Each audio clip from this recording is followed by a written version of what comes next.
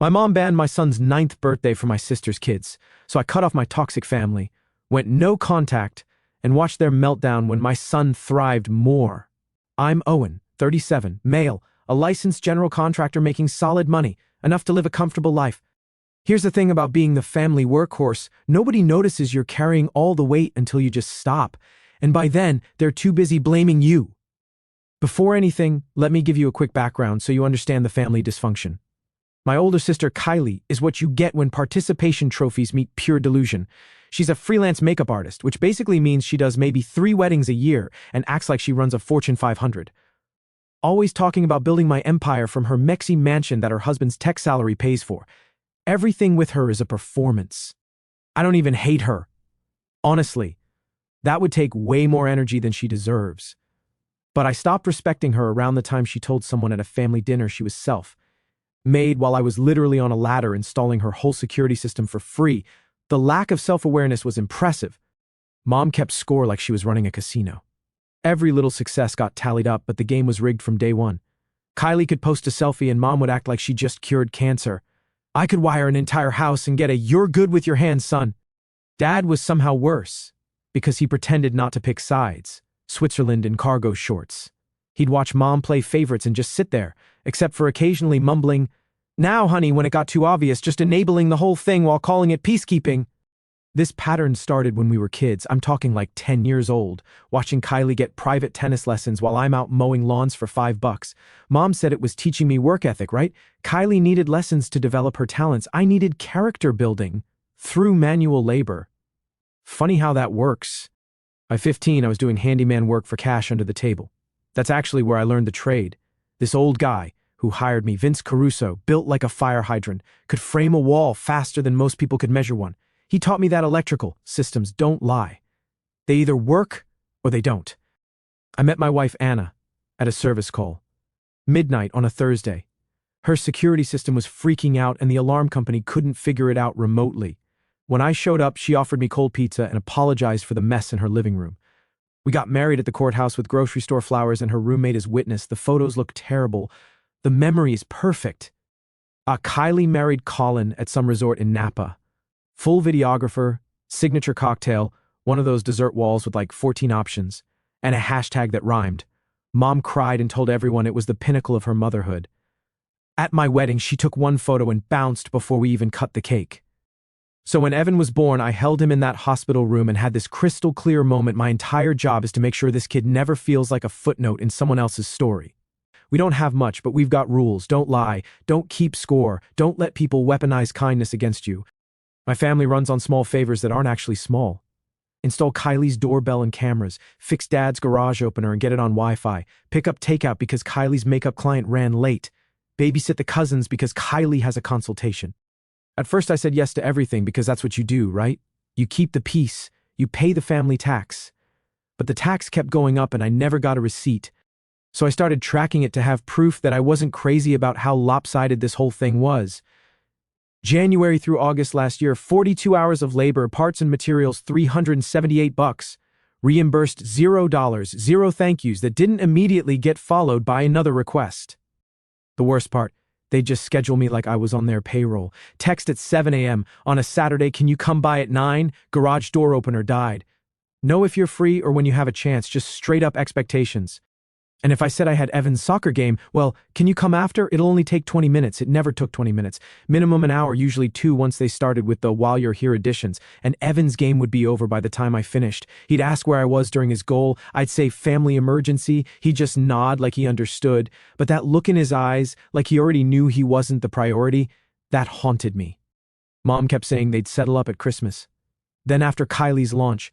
Then things are tight right now. Meanwhile, Kylie's showing up to family dinner with a new makeup kit. But it's not even about the money. It's the assumption behind it all. Our schedule's negotiable. Theirs is set in stone. Evan's needs are flexible. Their kids' feelings are like constitutional rights. Our boundaries are selfish. Their demands are family obligations. Last year we tried doing a joint birthday party for Evan's 8th. It made sense. Mom said the cousins should celebrate together. Sharing meant Evan basically faded into the background, while Kylie's kids ran the show and got a cake. I watched Evan blow out his candles, 3 out of 8 because Kylie's kids wanted to help, and something in me just cracked. Evan asked me later if joint meant not really mine. And Anna cried in our bathroom. I stood outside that door staring at the smart thermostat I'd installed in my parents' house and thought about sending them an invoice for emotional damages. I didn't, though. Felt too small, also pointless. Meanwhile, they'd been auditing my worth since I could walk, but somehow that was just family standards. I was about to find out exactly how messed up those standards really were. Saturday morning, the day before Evan's 9th birthday, I swung by my parents' place to borrow their folding tables for the party. We needed extras for food and gifts. Dad's in his recliner doing his best impression of furniture, TV on but muted. That's his default setting when things are about to explode. Mom's in the kitchen making coffee. The air's got that pre-fight tension where everyone knows what's coming. Kylie's there too, sitting at the counter scrolling through emails. She glances up when I walk in, does this weird smirk thing, and goes right back to her phone. Mom sets a mug down hard enough to make her point clear. We need to talk about tomorrow. I just wait. Let the silence do the heavy lifting. You're going to have to postpone Evan's party. What? I asked. Kylie's kids saw the decorations you bought. They're upset. A big celebration for Evan right now would just create conflict. It's not appropriate. The words land like someone threw a brick through a window. It's 5 kids, hot dogs, and a cake from Costco, I say, voice completely flat. We're not booking out Disneyland here. Kylie jumps in without even looking up from her phone. It's not about the party, Owen. It's about being sensitive. My kids are going through a lot right now. They don't need to feel less than. Less than what? I ask. A 9-year-old's birthday party? They're dealing with the separation, Kylie says, finally looking up. Colin moved out 2 weeks ago. The kids are devastated. And here you are planning this big celebration like nothing's wrong. I blink at her. So my kid doesn't get a birthday because your marriage fell apart? Her face goes red. That's not what I said. That's exactly what you said. Mom does her guilt trip voice. If you insist on going forward with this selfishly, then don't bring him here afterward. We won't reward that kind of behavior.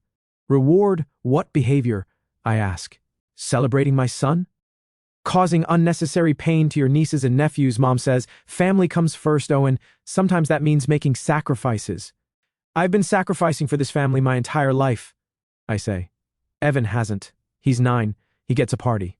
Dad clears his throat and sits there like a decorative plant, completely useless. Something clicks in my brain right then, not anger, recognition. I see the whole pattern laid out like a blueprint. My kid's happiness is somehow a threat to their whole ecosystem. The math is completely messed up and always has been. Okay, I say, super calm. I hear you. I leave the tables right where they are and walk out. Don't slam the door. The silence says plenty. In the truck, I just sit there for 5 minutes with my hands on the wheel. My phone buzzes. Kylie, don't be dramatic. We can celebrate him next month. I turn the phone off. That night, I'm sitting at our kitchen table with Anna. Evan's asleep. They said no to the party, I tell her. She puts down her phone. What do you mean, no? Kylie's kids saw the decorations.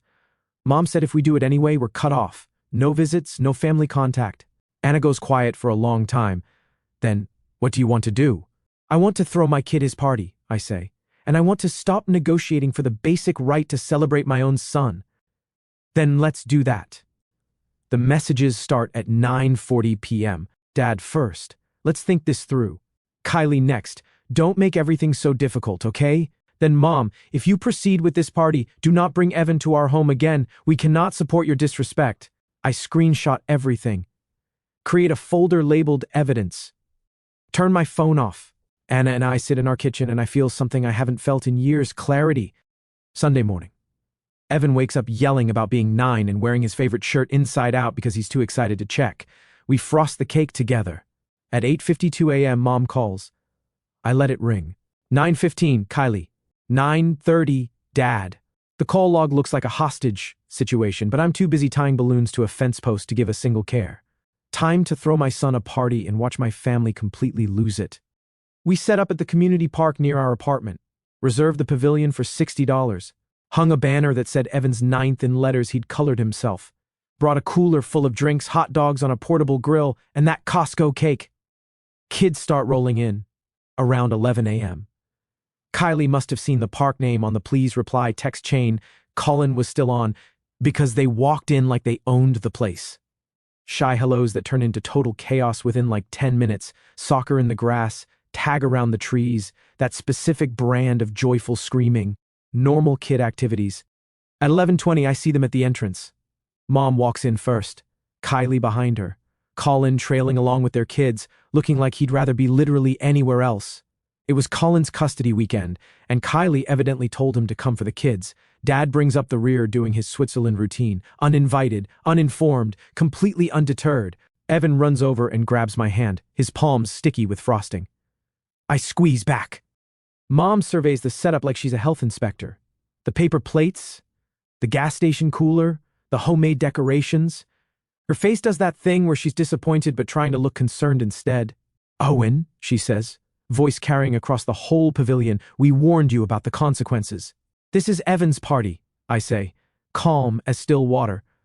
Kylie steps forward with her phone up. Look, I'm not trying to cause drama here, but this is incredibly selfish. My kids have been crying all morning. All morning, Owen. Because you had to prove a point. I'm celebrating my son's birthday, I say. That's not a point. Mom tries the guilt angle, her signature move. After everything we've sacrificed for you. Sacrificed what? I ask. She blinks like I just asked her to solve calculus on the spot. We raised you. We gave you opportunities. You gave Kylie opportunities. You gave me chores. Don't mix things. One of Evan's friends' moms is watching this whole thing go down, soccer mom type with a minivan and sensible shoes. She catches my eye and mouths, you okay? I nod. She positions herself between Mom and the kids. Kylie jumps in. Oh my God. Are you seriously playing the victim card at a children's birthday party? I'm playing the host card, I say. At my son's party that you weren't invited to? Colin clears his throat. Hey man, let's be adults about this. I am being an adult, I say. I planned a party for my kid. You guys showed up uninvited and tried to make it about yourselves. Clear who needs to act like adults. Mom's eyes widen. How dare you speak to us this way? Dad tries to step in. Son, maybe we should all just take a breath. Don't son me, I say. You sat there for 37 years watching this happen and said nothing. You don't get to play mediator now. The kids have all stopped playing, just standing there in awkward silence, watching adults absolutely ruin a perfectly good Saturday. I hate that, but I also know this needs to happen. I crouch down to Evan. You okay, buddy? He nods. You want them to stay?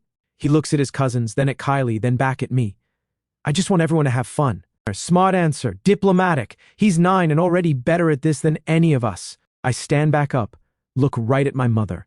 You can stay and behave like guests, or you can leave. You're giving us an ultimatum?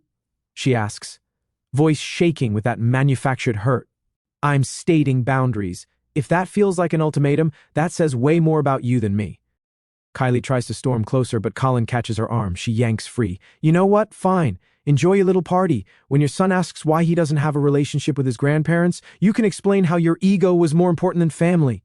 When he asks, I say, I'll show him the screenshots of you threatening to cut him off if I celebrated his birthday.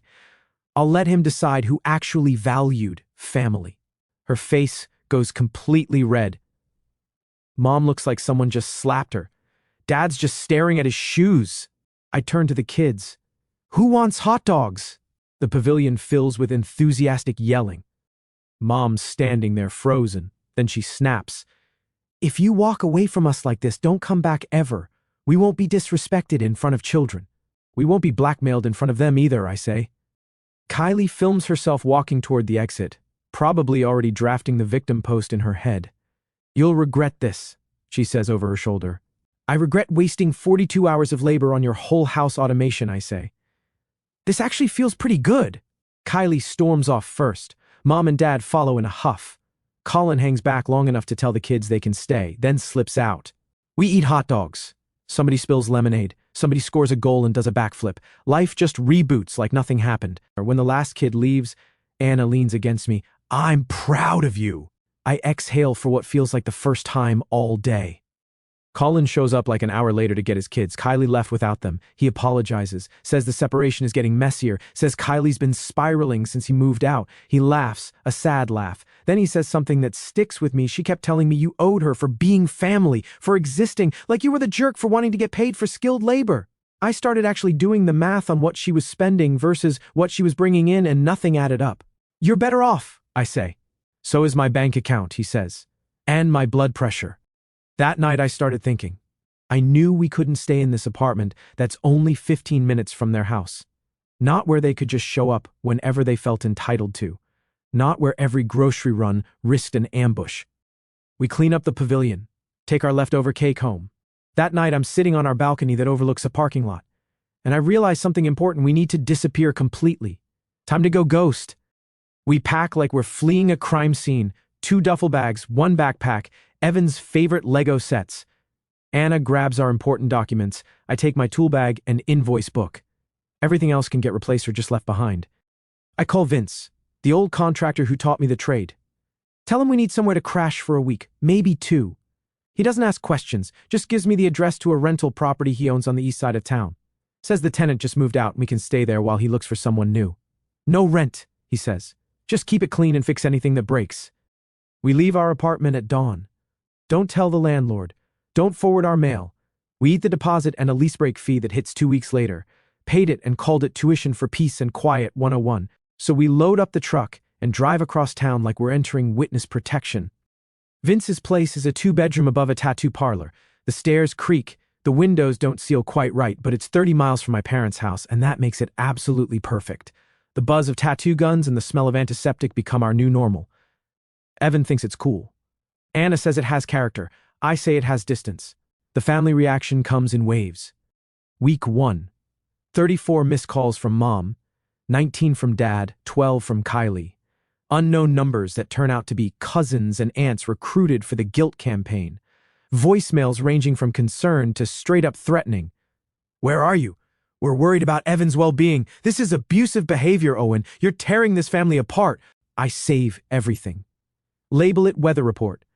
One voicemail from Mom really stands out. Your father fell yesterday. Had to call Kylie because we couldn't reach you. What if it had been serious? What if he died and you missed it because of your pride? I call Vince. Did my dad fall?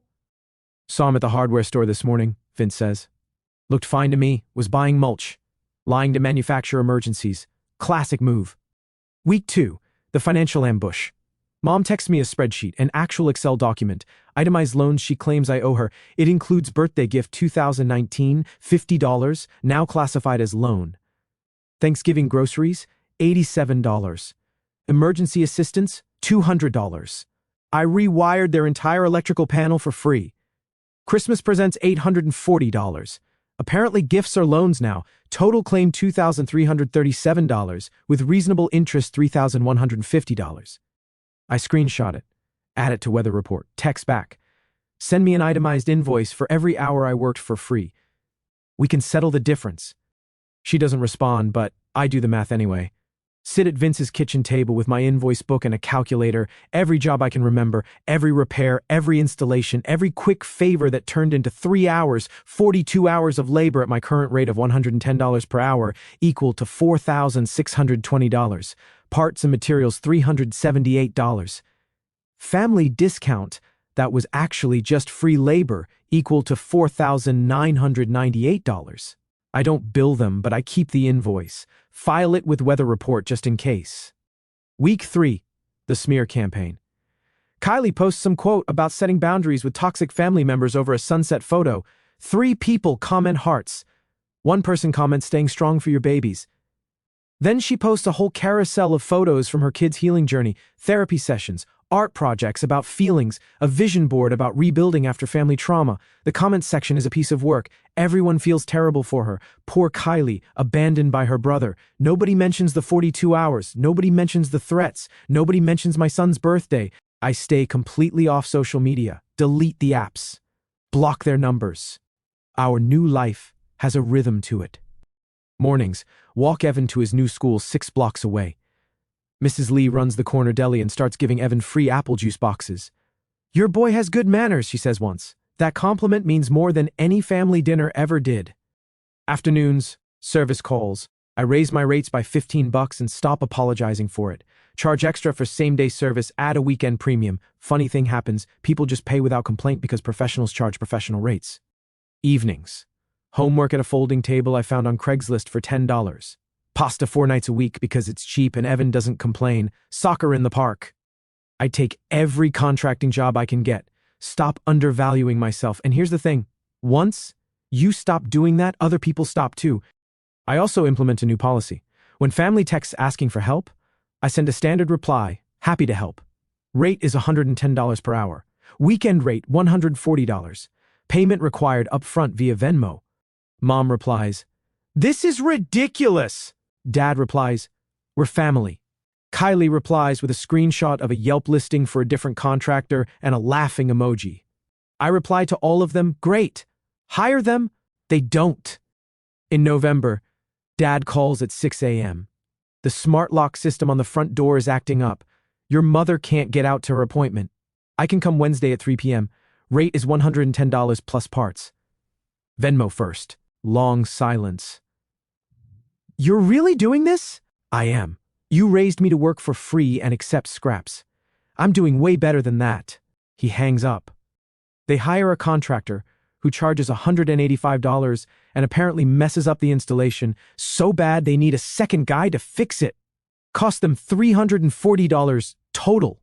Mom texts a photo of the bill with the caption, "This is what happens when family abandons family." I type out like 6 different responses. Settle on? That's what market rate looks like? She blocks me. Good. During that time, Evan was changing. Gradually. Like a plant finally getting actual sunlight after years stuck in a closet. He sleeps through the night. Stops tensing up when my phone rings. Stops asking, "Are we going to grandma's?" Starts asking, "Can Ben come over? And can we get pizza Friday?" The answer becomes yes more often. Not because we suddenly have more money, we definitely don't. But the emotional tax is just gone. We're not constantly calculating how to keep the peace or manage other people's feelings. We're just living. We started 2 funds. One labeled emergency, and one labeled Evan's College. We feed them with tips and side jobs. $5 here, 20% there. Sometimes Anna picks up alterations work from neighbors and tucks cash in. The numbers grow slow at first, then faster, boring and sacred at the same time. I get way better at estimating jobs, at spotting scope creep, at saying that's an additional charge without flinching. One client tries the family guilt trip on me, says her contractor nephew charges way less. I tell her to hire him. She calls back 2 days later, pays my rate without negotiating. Word spreads. I'm the guy who shows up on time, fixes things right the first time, and doesn't lie about timelines or costs. Business picks up. Not everything's easy, though. February, the truck needs transmission work. $1,240. We're sitting in the mechanic's waiting room, get the quote, and I feel that old panic rising. But Anna squeezes my hand and says, "We'll figure it out." We dip into the emergency fund, eat ramen for 2 weeks, skip the movies. Evan asks if we're poor. We're careful, I say. He thinks about it. Careful sounds smarter. Anyway, in March, I run into Kylie at Target. She's in the cosmetics aisle, loading up her cart with makeup, even though she hasn't had a booking in weeks. She sees me. Does this fake surprised face? "Oh my God, Owen, I didn't know you shopped here." "Where else would I shop?" I ask. "I just mean, never mind." She looks at my cart. Work boots, zip ties, batteries. "Still doing the handyman thing? Still doing the part-time makeup thing?" I ask back. Her face goes nuclear. "I'm building a business. I'm building a life. One has income." She looks like she wants to throw a basket at my head. Instead, she says, "You know, Mom had a health scare last month. Nobody could reach you because I blocked everyone." What if it had been serious? Then I would have found out at the funeral, I say, along with everyone else who wasn't on the approved list. She stares at me like I just grew a second head. "You've changed." "No," I say. "I just stopped pretending the cost was worth it." She walks away without her baskets. I buy my boots and head home. The texts keep coming, though, from different numbers, different tactics every time, testing for weak points. From Mom, "Your father's turning 65. From Dad, "We miss Evan. This isn't fair to him." From Kylie, "When are you going to stop being petty?" I respond to exactly none of them. Complete radio silence. Total blackout. Here's what they don't get. I'm not making a point. I'm not waiting for an apology. I'm just done. Not mad, not hurt, just done, like a book I closed. Summer comes. We take Evan to the community pool every Saturday. $3 admission, pack our own snacks, sunscreen from the dollar store. He learns to dive off the board. Anna reads books in a lawn chair. I float on my back and think about absolutely nothing. It feels like winning. In August, Evan's school counselor calls.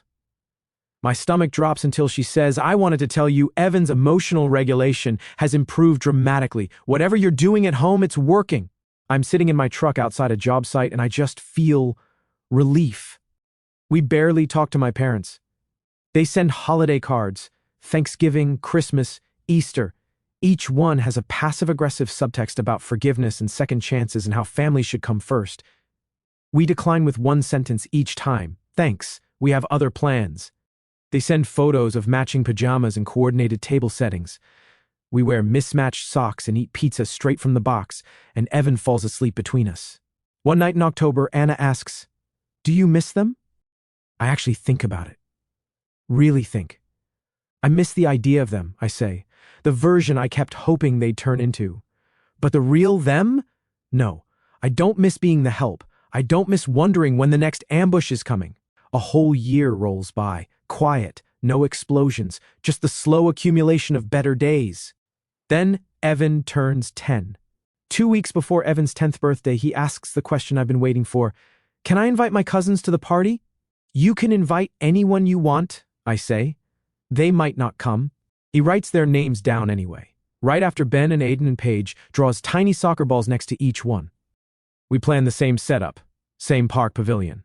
Plus, I rent an inflatable obstacle course from a company whose van I helped with an electrical issue when the driver's inverter died. He gives me $100 off and throws in a bubble machine. Community karma, he says. Party day, 1 p.m. The pavilion fills up with kids and noise. I set up the obstacle course, and it's an immediate hit. Kids screaming, laughing, wiping out on the inflatable walls and bouncing right back up for more. At 1:11, Kylie shows up with her kids. No mom, no dad. The kids look uncertain for like 8 seconds, then see the obstacle course and forget to be strategic.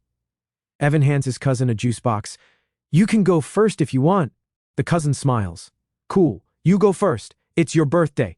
10 minutes later, I hear Evan's parties are actually fun from one cousin to another. Kylie catches it, goes stiff, then snaps loud enough for nearby parents to hear. Must be nice having endless attention. One tear, quick turn, and she speed walks to the parking lot. Mom chases her. The kids keep playing like nothing happened. It could have been this simple the whole time. But then at 1:47, Mom and Dad walk in late, cautious, dressed like they're going to a funeral. They stand at the edge watching the chaos like anthropologists. Mom approaches me. Can we talk? Not now, I say.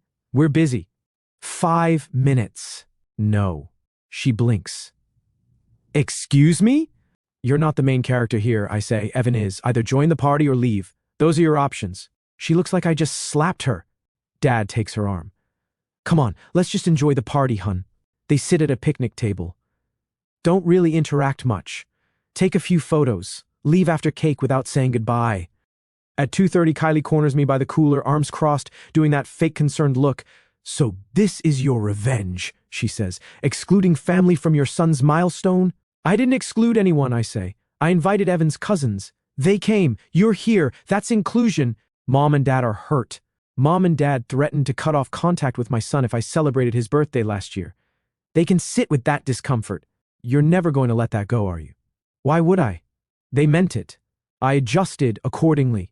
She tries a different angle. What do you want from us? Nothing, I say. That's the whole point. I don't want your version of family. I'm good. You're bitter. Nope. I'm free. That night my phone blows up, messages ranging from passive-aggressive to openly hostile. I drop a stitched screenshot to the family thread, the threats about canceling Evan's 9th, then mute it. No replies after that. You humiliated your mother. You're destroying this family. We'll never forgive you. Don't bother coming to the funeral. I read them all, save them to weather report, go to bed. 2 days later, Vince Caruso calls. You busy? Depends. Got a job for you. Big one.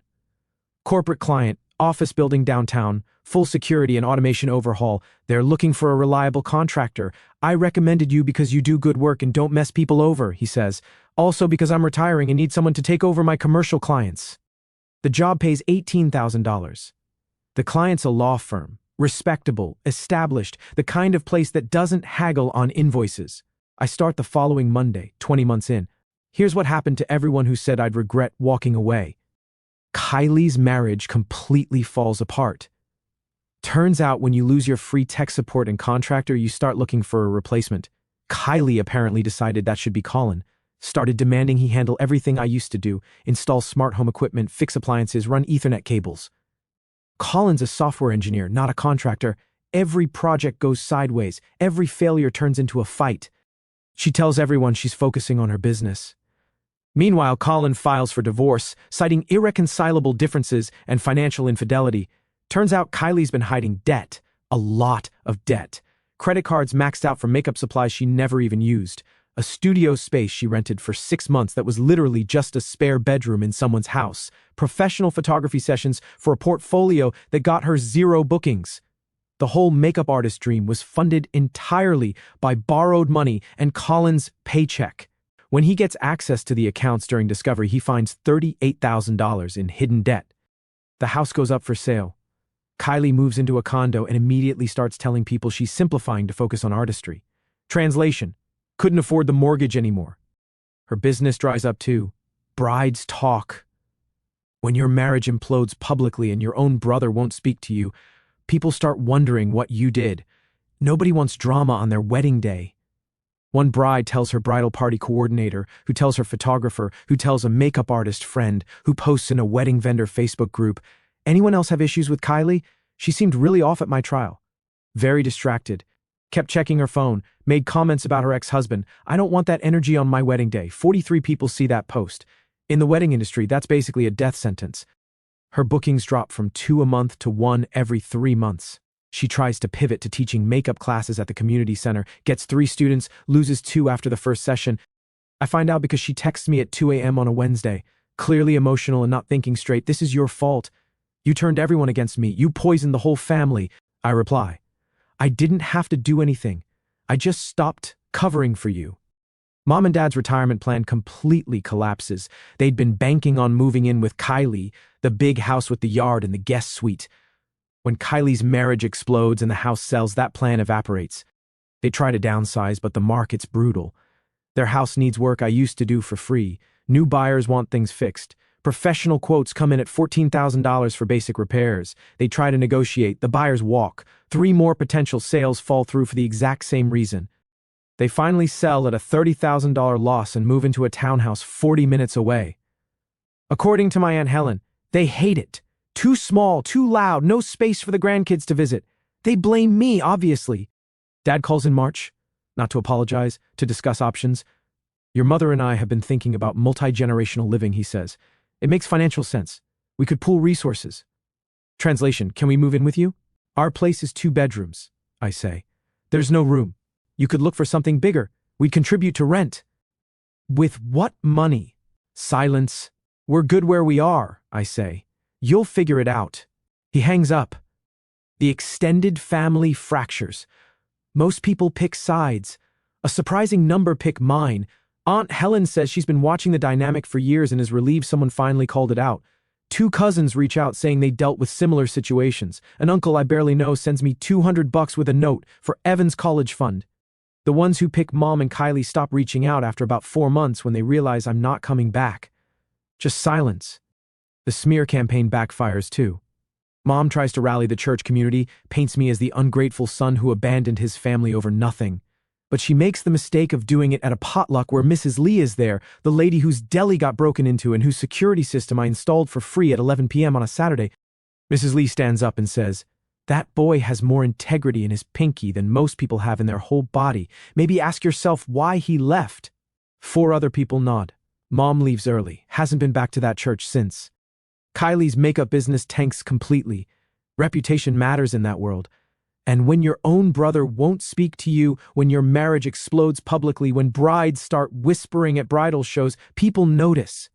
Someone sends me a screenshot of a wedding forum thread.